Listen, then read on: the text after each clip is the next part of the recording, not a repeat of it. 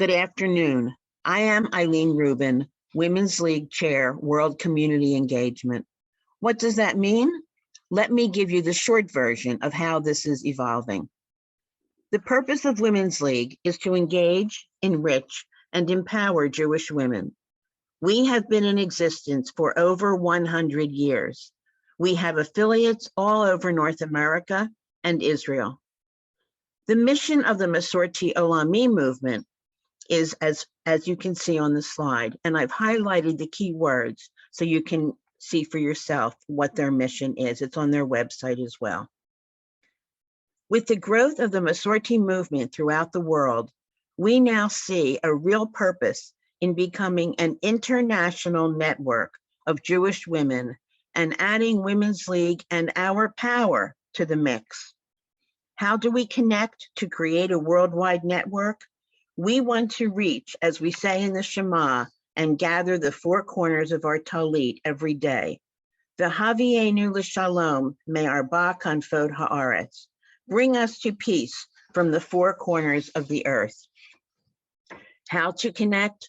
Enter Tehila Reuben, Deputy Director, Masorti, Master Mover and Shaker. We knew she was, but had no idea. We started meeting with Tehila, who guided us first to the women of the Abayudaya conservative community in Uganda. Such a thrilling experience to meet them. The next three slides show you their community. You can see the religious articles they are crocheting that are available in our Judaica shops. We have plans to continue our connection to more communities to build our network. Next was to be Ukraine. Well, you know what happened at that time. But maybe the timing is bashered and was meant to be. When you form a connection, you are there to celebrate with them. But we also have the obligation to stand by them through difficulties as well. Kol Yisrael arivim zeh bazeh. We are responsible for each other. We stand in unity with our worldwide network of sisters. Tehila Reuben has taken an incredible part in the work with the Jewish community. She is going to tell us what has taken place, what they will be doing, and how we can help. Shalom, everyone. It's lovely to be able to join you ladies of the Central Great Lakes region for your conference. My name is Tehila Reuben. I'm the Deputy Director here at Masorti and Mercaz Olami. We're based out of Jerusalem, but I'm originally born and raised in New Jersey. I moved to Israel when I was 18. So first, I want to thank both Illene Rubin and Pam Schlossberg, and I'm sure the rest of their team from Women's League for inviting us, for inviting me, for including me in this event, and to be able to share an update on, first of all, who we are and the work that we're currently doing in and around Ukraine. I'll start by saying, firstly, that I think since before the pandemic, over the past 2 years, since I've gotten more and more involved in working with the Women's League team, which consists of many people, but specifically Rabbi Ellen, Illene, and Debbie, I've learned so much more about the Women's League network and your strength. It's something that I always knew existed before, but can now firsthand say how amazing it has been and how much of a pleasure and honor it has been to work so closely with all of you. So I'll start with Masorti Olami. We support and strengthen Masorti conservative communities around the world, outside of Israel, the US, and Canada. So Israel is under the jurisdiction of Masorti Israel, also known as Masorti Foundation in North America. And obviously the US and Canada are under United Synagogue for Conservative Judaism, as you hopefully know. And so that basically leaves the rest to Masorti Olami, that includes Europe, Latin America, also known as Amlat, Asia, Africa, and Australia. So I'm actually going to just quickly share a brief map that will give you an indication of our world. As you can see, you'll see on the right-hand side here, the number of communities. Our largest region is Amlat, Latin America, with 85 communities. In Europe, we have 31 communities. In Africa, we have 10 communities. Australasia, we have 7 communities. and the former Soviet Union, which we consider a separate region just because it is such a larger, one of our larger regions, as made up of 7 communities. And then you have Israel and US and Canada. So overall, globally, we are roughly around 830 Masorti conservative communities worldwide. So as you just saw from the map, we have 7 communities in the former Soviet Union region, and that's 5 communities in Ukraine. We have a community in Kiev, in Kharkiv, Odessa, Chernivtsi, and a small newer Minyan community in Dnipro. In 2012 is when we installed the first Masorti conservative rabbi in Ukraine, in the former Soviet Union, and his name is Rabbi Stamov. Rabbi Reuven Stamov and his wife Illene Schaeffer were installed as the community leaders in Ukraine. At that point, it was just a community in Kiev, and over the past 10 years, they have developed and strengthened the Masorti network within Ukraine. They have developed a Noam Ukraine, which is the youth movement. Noam is the youth movement around the world, and it's a thriving youth movement. And Lena Stamov is kind of the educational director and youth leader of all of Noam Ukraine as well. So we have been working with Ukraine for many years together with the Schechter Institute. It's a complete partnership. Both Masorti, Olami, and Schechter Institutes sent Rabbi Reuven Stamov and his wife on Shlichut back in 2012, and ever since have been working very closely with them. I will fast forward 10 years to about 2 months ago, to when the war broke out.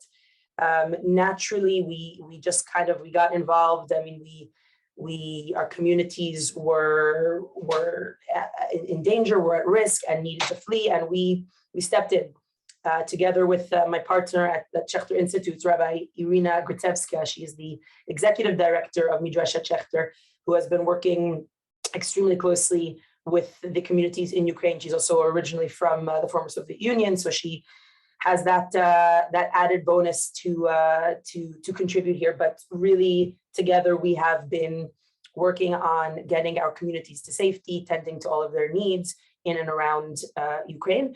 As hopefully most of you know, we've been running a fundraising campaign since the first day together with Schechter that has been enabling us to do everything that I'm about to tell you and more. So firstly, thank you for all of your support. Anyone that feels like, just writing a check or giving $1 is not enough, I promise you it is. I promise you it's helping. I'm seeing from the other side how it's absolutely directly affecting and changing and saving lives. So thank you. So we basically, at the start of the war, we assisted immediately in trying to get the Ukrainians that wanted to flee Ukraine out. Immediately there was a law that men aged 18 to 60 are not allowed to leave. So that's basically ruled out many of our community members, but the rest of them, some of them were not ready to leave, but there was a big group of about 40 people that were ready to leave pretty much immediately and organized transportation and food and medical care from the border of Romania and Ukraine. The southern westernmost community that we have, which is in Chernivtsi, has kind of turned into our unofficial refugee camp because it's relatively safe down there, and hundreds and thousands of people have passed through that refugee camp, people that are even not from our community, just because we have something set up there, and we've maintained it this whole time. So we have been helping people get out of Ukraine through different borders, but primarily through Chernivtsi and Romania, and organizing transportation. We took a group of about 40 people, 40 refugees, on that long 20-hour journey through Romania. We stopped off in Budapest in our Masorti community there, where the community welcomed them, served them home-cooked food, helped them with COVID tests for the rest of their journey, etc. And then continued on. Most of the people then continued on to Berlin, which is actually one of our stronger communities and more established communities. And therefore, the community in Berlin, which is led by Rabbi Geza Ederberg, said that they are willing to welcome these refugees into their community. Until today, they have basically been taking care of a sub-community in their community of about 40 refugees. In the beginning, we worked out different hostels and hotels for everyone, and then Eventually, everyone has been assigned and moved to home hospitality from different community members or non-community members in Berlin that have been absolutely incredible at taking people in. And we've been trying to help support different needs. Rabbi Mauricio Balter and I traveled to Berlin to meet this group of refugees. We brought them things here from Israel for Pesach, basic things, Seder plate, Haggadot that we printed with Schechter Institute's Russian and English Haggadot.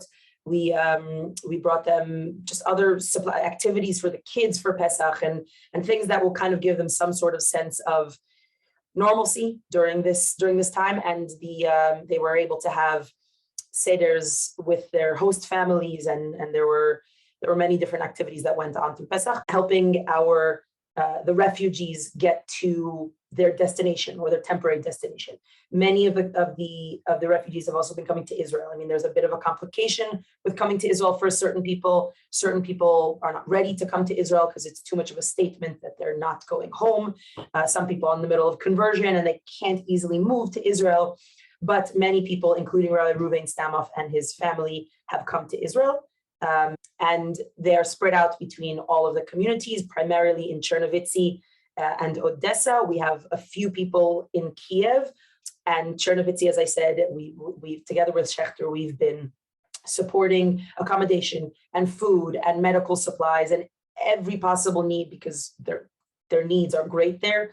The resources are limited. We have been providing and helping, and basically we're just trying to help them survive. I mean, the biggest question that we all have is what's next, not what's next after the war, what's tomorrow. I mean, these people are refugees. They don't have a home. They don't have jobs. They don't have a future. We are trying to help them survive, give them some sort of sense of community and support, which is where every single one of our supporters plays a role. We make sure to share with the refugees that we are supporting that they have support from our Masorti communities all across the world. And I think that our main focus right now is to make sure that their urgent and immediate needs are being tended to, but at the same time, starting to build the future. Our point here is to try to do what we can to help, and we won't stop. As long as we have the support and have the ability, we won't stop. And our hope is really to help these refugees survive, to save lives, but to start rebuilding their future. Thank you. Please continue to support if you can. I'm sure we will share the different links and ways to donate to Masorti, Olami, and Schechter.